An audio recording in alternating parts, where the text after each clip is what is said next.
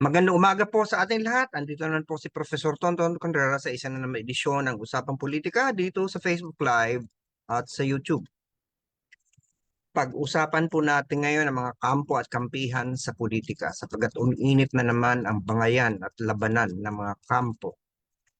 Well, ang mainit na labanan sa ngayon ay sa pagitan ng kampo ni Pangulong Marcos at kampo ng dating Pangulong Duterte. Yun po na ngayon ang kalakaran ng politika. Malinaw na po na talagang mukhang complicated na talaga ang relasyon ng dalawa. Sapagkat kung hindi nyo nakita, si Katunying ay nagkaroon ng interview sa First Lady, Lisa Marcos, Lisa Araneta Marcos, at nakita natin yung patikim noon. Hindi ko alam kung naipalabas na as of today. Baka naipalabas na, hindi ko napanood yung detalye. Pero doon sa patikim ng mga sa TikTok, lumabas yung hinaing ni Lisa Marcos, ni First Lady Lisa Araneta Marcos tungkol sa Vice Presidente na nasaktan siya sa ginawa nito na pag-attend sa isang rally at ang isa sa mga hinaing na dabang-dama mo naman ang hinanakit ni Lisa Araneta Marcos ay yung naandun siya tapos tinawag na bangag ang Pangulo. May halong panunumbat yung narinig natin kay First Lady na we try to protect you, etc. And there you were, laughing. Parang sinuggest niya pa na parang di umano, kasi hindi ko naman napanood, di umano ay tumawa si Vice Presidente. At ang mas masakit nito, nakaka hindi na, yung talagang something that is really there, the feeling is really so raw and rich. And dahil hinambing pa nga ni First Lady kay dating Vice Presidente at natalong kandidato sa pagka-presidente na si Leni Robredo, na sinabi niya at even Leni did that. No? So ito ay talagang hudyat na meron talagang lamat, complicated na talaga ang relasyon. So next year pa pong eleksyon, 2025. Ang presidential elections ay 2028, pero nakikita na natin mga realignments ng puwersa. Ay basahin natin ang realignments ng mga puwersa sa kasalukuyan sa ngayon. Sapagkat dito mo makikita ang resulta ng 2025 elections. Klaro na ang nangunguna na ngayong nagbabanggaan ay hindi na ang administrasyon at ang dating oposisyon. Sapagkat may bago ng oposisyon na lumalabas sa ngayon at ito ang puwersa na nakapaligid sa dating Pangulong Duterte. Sa pinakahuling survey ng Okta Research, okay? Sa pinakahuling survey ng Okta Research ay lumabas doon, ginanap ito noong March 11 to 14, 2024. At nag-interview ng 1,200 na Pilipino. At ang tanong ay, alin po sa mga sumusunod na pinaka naglalarawan ng inyong sinusuportahan sa politika? So it's political support. Basically, ang lumalabas sa pag-aaral ng Okta sa tanong na alin po sa mga sumusunod ang pinaka naglalarawan ng inyong sinusuportan sa politika, at i-share nga natin ito para makita ninyo ang resulta. Share nga natin ang ating screen. Okay, so palakihin natin kasi baka magreklamo yung iba hindi nila nababasa. Ayan po ang resulta ng survey ng Okta Research noong March 11 to 14 nung nakaraang buwan. 1 month old na po ito. Yung sumagot na i-support President Ferdinand Marcos Jr. and his administration, they are pro-Marcos, ay 31%. At ang nagsabi naman na i-support the Duterte family and their political allies o pro-Duterte ay 20%. I support the opposition, 4%. Ito yung opposition dati nila Leni Robredo at mga Pink at mga Dilawan. I do not support the Marcos administration, the Duterte family, and the opposition, 29%. At yung hindi alam o hindi sumagot ay 15%. Kung mapapansin nyo, 99% lang ang total nito kasi nagkaroon, alam mo naman sa statistics, pag nagra-round off ka, merong naging uh, nami-miss out. So kung titingnan natin pagdating sa area, sa NCR, lamang na lamang ang Makamarcos, 43%. O mapangalawa, ang hindi sumusuporta, neutral, 23%, at ang kay Duterte ay 14% lang. Mas malaki pa nga yung hindi sumagot. Pagdating sa balance sa Luzon, ganun din. 32% ang supporter ni Pangulong Marcos at ng kanyang gobyerno. Pumapangalawa na naman yung kay Duterte. Pumapangalawa yung hindi alam, walang kinakampihan. Yung I don't know or refused ay 25%. Ang nagsuporta lang kay Duterte ay 7% at sa oposisyon 3%. Sa Visayas, 38% ang sumusuporta kay Pangulong Marcos at sa kanyang administrasyon. Again, kasunod nito, yung walang sinusuportahan kay Duterte o kay Marcos sa oposisyon. Kasunod nito yung sumusuporta kay Duterte at pagkatapos naman yung walang hindi sumagot 3%, pero ang oposisyon medyo malakas-lakas ng kaunti sa Visayas. Well, a little bit. Sa Mindanao, dito umarangkada syempre si Pro Duterte, halos kalahati, 53%. Kasunod yung hindi alam kung sino yung walang susuportahan, 21%. Kasunod yung sumusuporta kay Marcos. At pagkatapos yung sa posisyon, 5% at don't know, refuse, 4%. So kung titingnan natin, sa NCR, sa Balance of Luzon at saka sa Visayas, malakas ang suporta kay Pangulong Marcos at sa kanyang administrasyon. Okay?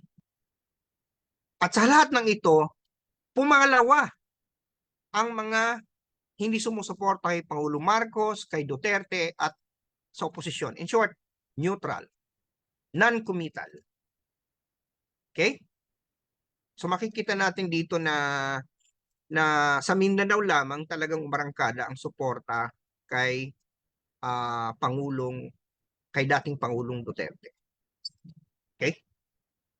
Pagdating naman sa social classes, mapapansin natin na pagdating sa class E, halos pantay yung tatlo, yung kay President Marcos, kay Duterte, at yung mga hindi sumusuporta kay kanino na tig 30%. Pagdating sa class D, 32% lamang ang sumuporta kay Pangulong Marcos sa administrasyon. Pangalawa lang yung walang sinusuportahan. Ang pagdating sa class ABC, ang nangunguna ay yung walang sinusuportahan. Kasunod lang yung sumusuporta kay Marcos at ikatlo yung hindi alam o hindi sumasagot. So, bakit ko pinapakita ito? Klaro at malinaw na bagamat nangunguna ang sumusuporta kay Pangulong Marcos, ito ay halos less than 1/3 ng ating populasyon.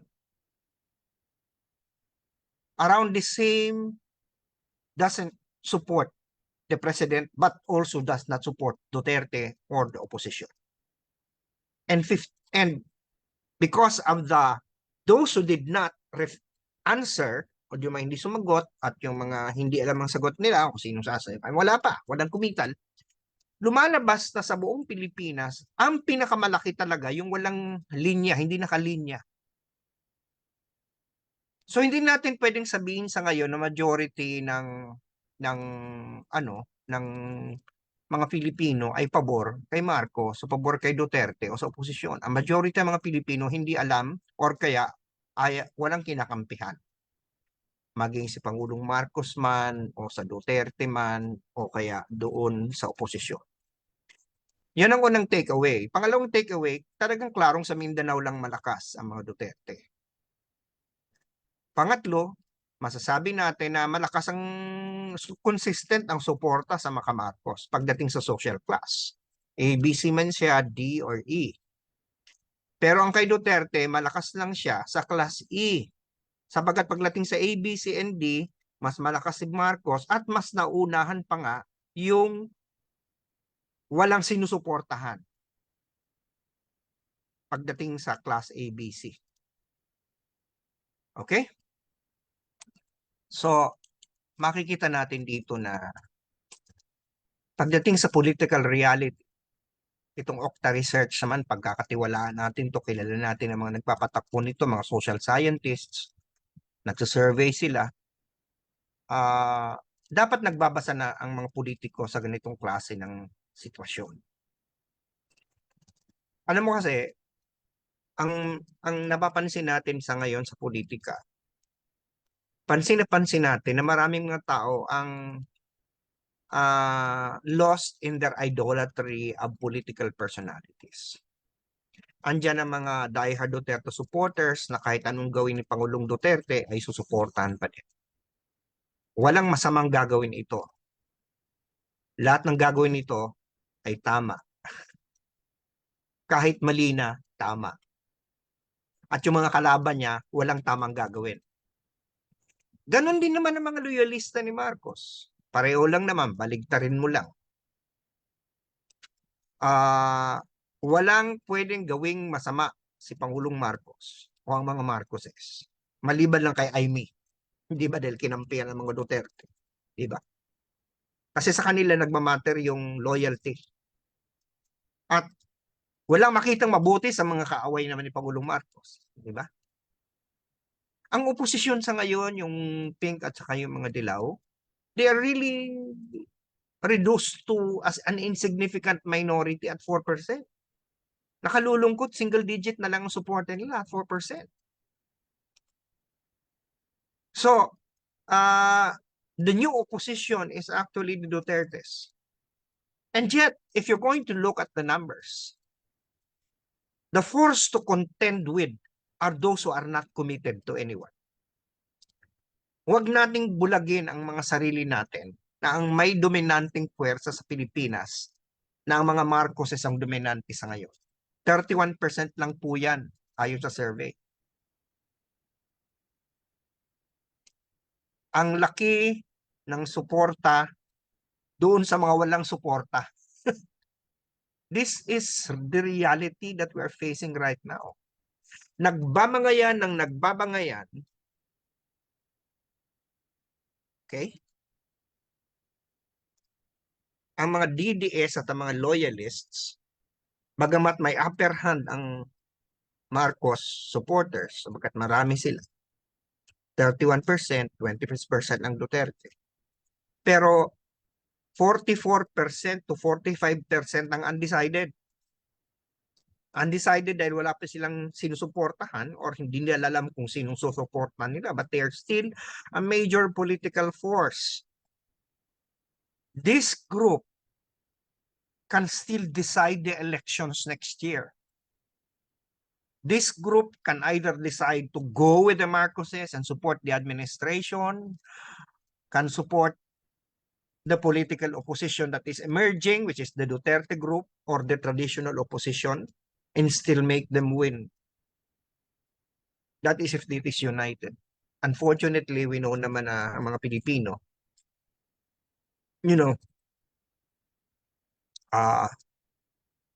mahirap ma-predict na kung mag-unite ba yung mayan. But if this political force of 44% to 45% that is undecided will decide to throw their support to a dark horse or a new force in politics, then it could mean a lot of realignments in the political equilibrium or the calculus. Kasi ang laki nun 45% undecided. Imagine mo yun. 31% ang kay Bongbong Marcos at sa kanyang administrasyon. 20% ang support ng mga Duterte. 4% ang sa mga traditional opposition. Okay? That's about 54%. Diba? 55%. Kasi 31 plus 20 is 51 plus 4, 55. Yung natitirang 44 to 45%, yun ay walang kinakampihan doon sa tatlo. Mas malaki pa doon sa mga sumusuporta kay Pangulong Marcos na siyang nangunguna. The plurality of people is not actually for President Marcos. The plurality of people have not made up their minds. The plurality of people are undecided. And that is a major political reality. Kaya yung mga nagbabangayang mga DDS at mga loyalists, this is a reality check for you. The reality check for you is the political game is still out there. Dapat yung i-convert yung 45% na yan sa inyong mga kampo sa midterm elections. On the other hand, para naman doon sa mga taong independent-minded, baka naman itong pagkakataon na magkaroon ng oportunidad, mapalitan na hilat siya ng ating politika. Baka dito sa 44 to 45% na ito, ang suportang manggagaling sa mga bagong klase ng politiko, maaring pagod na ang mga tao sa labanan ng mga Duterte, Marcos at mga Pink, Lawan at Dilawan. May bago na silang in-expect. Bakit ba si walang kinakampihan? Siguro nakikita nila may pagkukulang yung tatlong puwersa.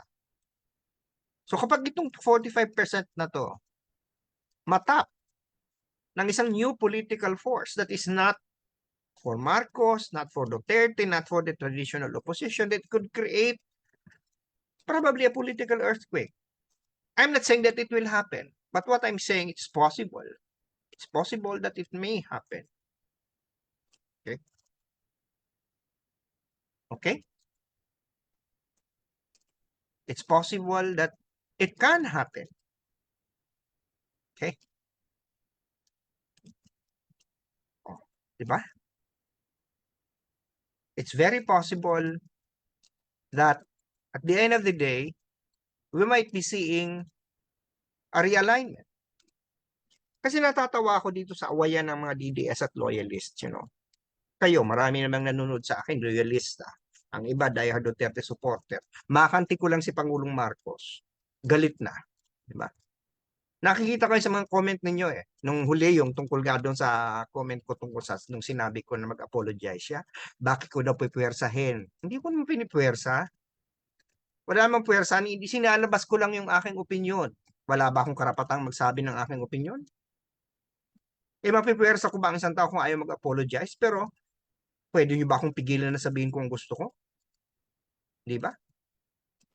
Sa akin kasi, hindi nga natin siya mapipwersa. Pero ang hindi natin magets dito, yung sinasabing hindi kasalanan ng anak, yung kasalanan ng ama. Ganyan din ang paniniwala ko. Maniwala kayo sa akin. Pero si Pangulong Marcos kasi hindi na lang ordinaryong anak. Siya ang leader ng bansa. Kung isang ordinaryong anak lang siya, fine. Pero siya ang leader ng bansa. Kasi nasabi ko, mas makabubuti pa nga sa imahe niya kapag gawin niya ito. Sabagat hindi naman natin maitatanggi na may mga pangyayari pang abuso ng martial law. Diyan tayo nagkakaiba. Kasi ang iba kasi bulag eh. Iisipin nila porket hindi nila naranasan, hindi nangyari. Wala. Di ba? At ang iba, inaakusahan pa ako na siguro may emotional attachment ako doon sa mga nakulong dahil mga aktivista, siguro aktivista din daw ako. Of course, hindi ko inaamin ko naman, ako kontra talaga nung panahon na yun. You know, nagpaswerte lang ako na hindi ako nahuli o hindi ako naparusahan. You know, hindi ako masyadong naging aktibo sa activist sa social movement noon. Dapat ako'y critical din mag-isip. Ako'y sasama sa rally kung kailangan, kung alam kong tama, di ba? Mula pa nung kahit bata ako noon, alam ko na kung nasaan ako lulugar, di ba? Pero hindi naman natin alisan ng karapatan ng mga tao na magsalita at hindi naman natin kailangang patayin, hindi naman natin kailangang i-water torture, di ba? Kung kayo naniniwala doon, fine. Pero ano ba sabi ni Pangulong Marcos? Di ba ano ba sabi ni Pangulong Marcos? Pwede naman nating tirisin ang mga drug lords at ang drug war pwede na gawin na walang namamatay. Di ba? Yun na, nung sinabi niya yan, nagbunyi kayo. Yan ang tamang war on drugs. Di ba? Ganyan din dapat ang paglaban sa rebellion. Hindi naman natin pwede kailangang patayin yung mga yan. Hindi naman natin kailangang i-torture yung mga yan. Bakit pagdating sa droga, willing natin na i-tolerate yung sinasabi, bunyi natin, sinabi ni Pangulong Marcos, di ba, na we can win the war on drugs without firing a shot. But during the martial law, people were killed. Now, andun na ako, maraming sila ay nag-NPA, umakit sa bundok, etc. But we have laws. Why should they be tortured? Bakit kailangan silang i-water torture? I-water treatment? Di ba? Huwag yung sabihin hindi nangyari yon. Maraming pangyayari na gano'n. Kasi ang rason naman ninyo, hindi naman nyo dinideny na nangyari yon. Ang sinasabi nyo lang, they deserve it. Right? They deserve it. Yan naman ang linya. Hindi naman sa tinatangging may nangyaring gano'n. Kaya lang sinasabi nyo, kalaban kasi yun ng gobyerno, kaya dapat silang maging gano'n. Ay di, bakit pagdating sa droga ay nagbabago ang tinor nyo? Bakit ngayon na dahil si Pangulong Marcos na nagsabi na, nung panahon ni Duterte, cheer kayo ng cheer pag may namamatay sa war on drugs, na tokhang. Pero ngayon dahil sinabi na ni Pangulong Marcos na pwede namang ipanalunin ng drug war nang walang namamatay, pabor naman kayo doon, palakpakan kayo. Ganun ba ang inyong mga political opinions? Depende lang kung anong sinabi ng pinapanginoon. Parang inaalis na natin sa sarili natin ang ating huwisyo na para bang wala na tayong katwiran, lahat na lang natin sinusuko kung anong sasabihin ni Duterte o ni Marcos o ni Lenny o ng mga Dilawan o mga Pink, ganun na ba? Kaya tayo walang patutunguhan eh.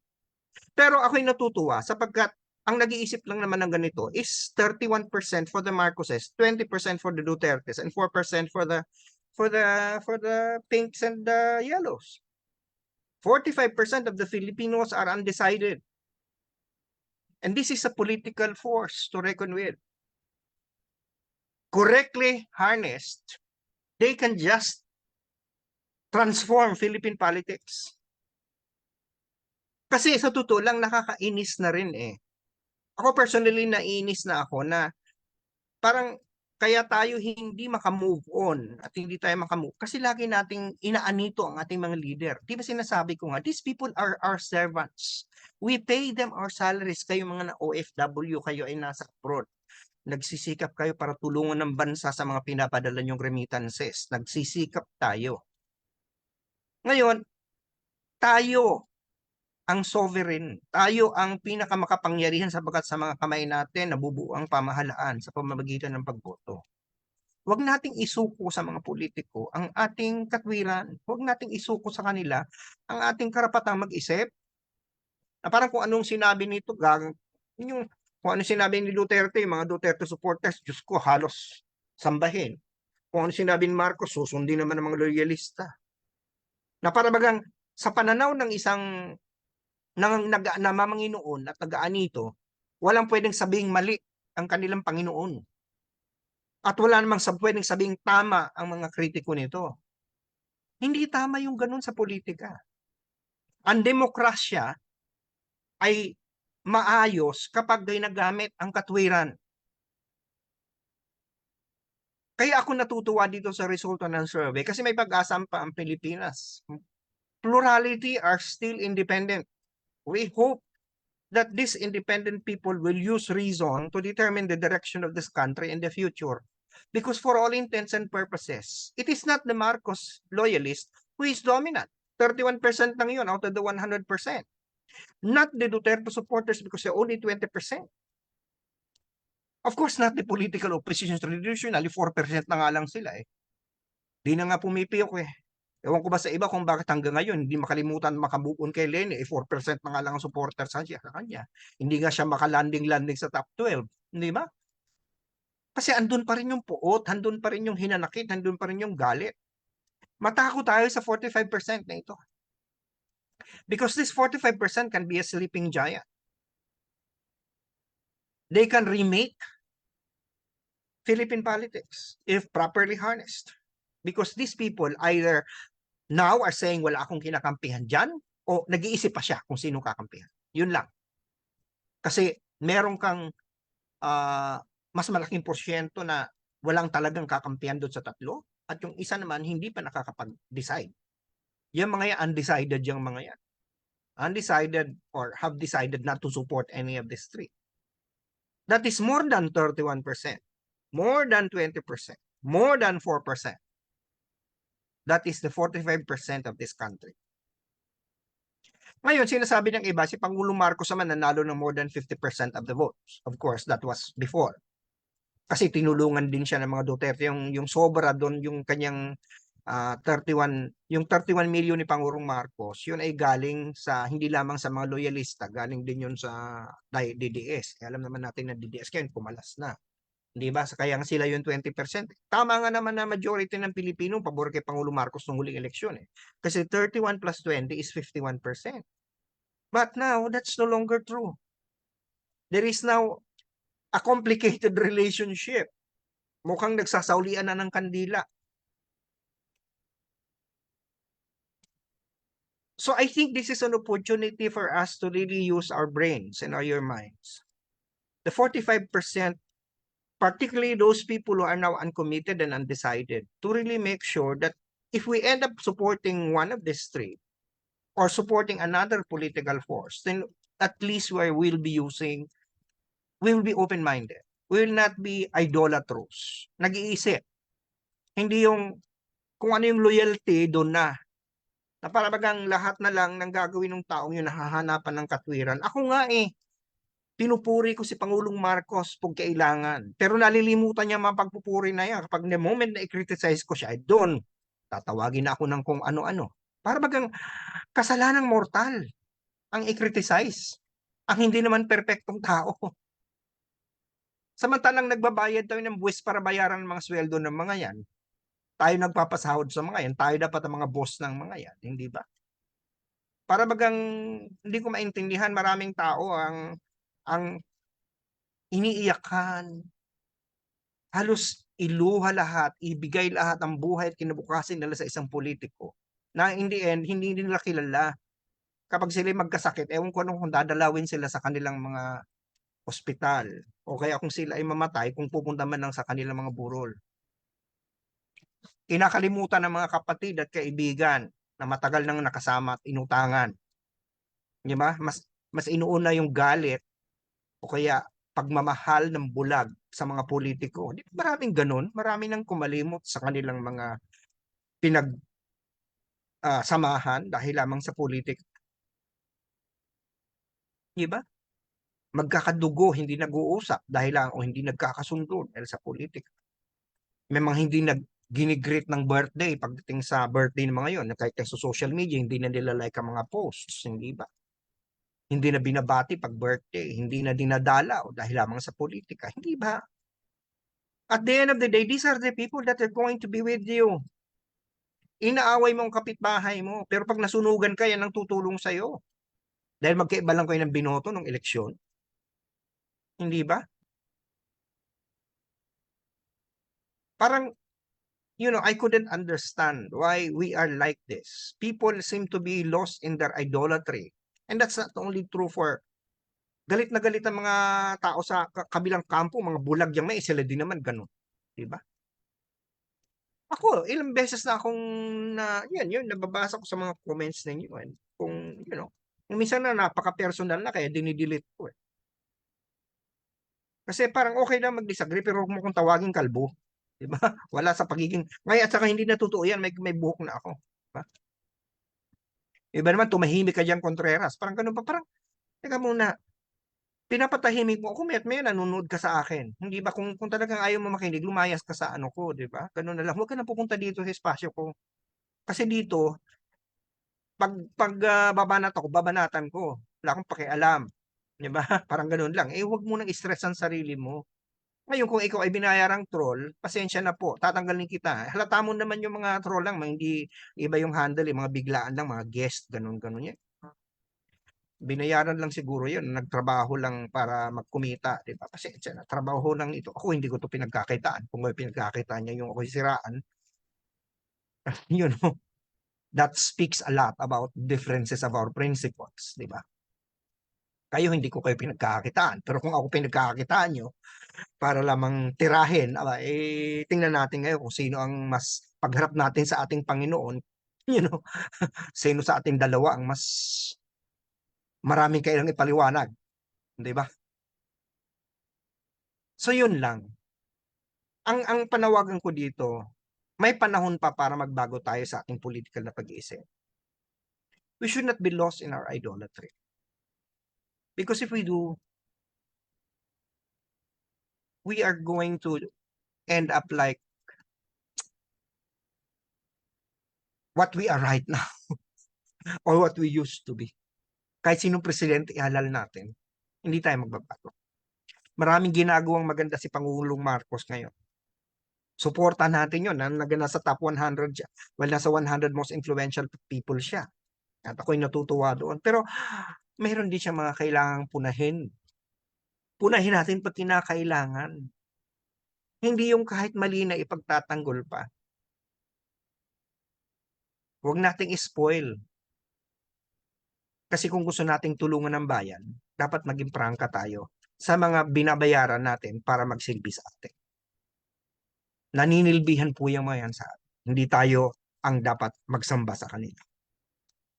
Sige po, sana po nakapagturo ko sa inyong kaisipan, na-plus ko inyong puso, napapagaw ko mga panahon sa buhay, lalong-lalo na sa usapang politika. At sana, dahil sabi sa akin ng Lasal, teach mind, touch, heart, and transform. Sana na nakapag-silbi ako sa bayan, dahil sabi sa akin ng UP, sir. Okay, sige po. Kita-kita na lang tayo next week sa Lunes. Teka, Lunes.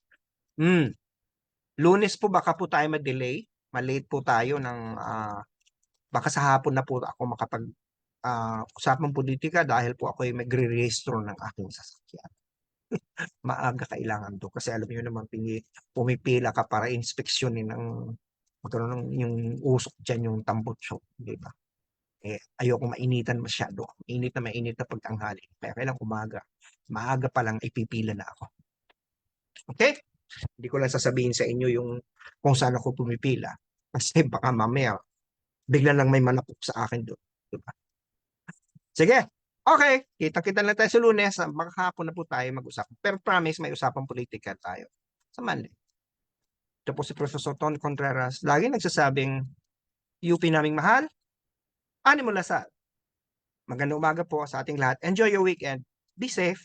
Be healthy. Take care of your health. Mainit po. Lagi po tayong magdadala ng payong o sombrero at laging iinom ng tubig as much as possible. Huwag lalabas kapag masyado nang mainit ang panahon. Pangalagaan po natin ang ating sarili. Bye for now.